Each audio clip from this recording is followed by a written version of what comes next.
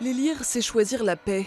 Ce slogan, Juan Manuel Santos l'a martelé tout au long de la campagne électorale. Le président sortant colombien, âgé de 62 ans, s'est promis de mettre fin à 50 ans de conflit avec les rebelles FARC. Une paix qu'il présente comme le meilleur investissement possible pour la Colombie, quatrième puissance économique d'Amérique latine. Cette guerre nous a freinés dans notre développement.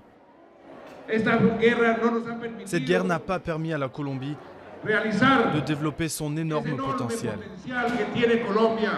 L'homme n'a pourtant pas toujours été un pacifiste. Ancien ministre de la Défense du président conservateur Álvaro Uribe, Santos s'est rendu célèbre pour ses coups d'éclat contre les FARC. En 2008, il est à l'origine du raid qui aboutira à la libération d'Ingrid Betancourt. 2 ans plus tard, il se félicite de la mort du numéro 1 de la guérilla, Alfonso Cano. J'ai été le pire ennemi des FARC, mais on fait la paix avec ses ennemis. Cette paix sera acquise avec précaution et responsabilité, et les Colombiens auront le dernier mot. Tout accord leur sera présenté pour qu'ils puissent décider s'ils l'acceptent ou non.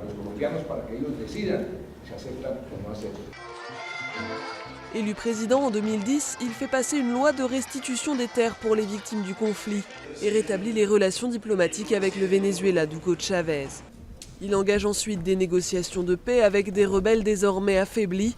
Les pourparlers qui ont débuté fin 2012 à La Havane ont déjà permis d'aboutir à plusieurs accords. Une politique qui lui vaut la haine de ses anciens alliés conservateurs qui l'accusent de trahir sa patrie. Le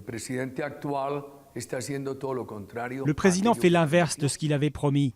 Avant, par exemple, il qualifiait ces individus de terroristes, comme le font l'Union européenne, les États-Unis et le Canada, et comme le faisait notre gouvernement auquel il a appartenu. Mais aujourd'hui, il les voit comme des acteurs politiques. Santos a toutefois exclu tout cessez-le-feu avant un accord définitif avec les FARC. Celui qu'on présente comme un fin stratège rêve de laisser son nom dans l'histoire du pays.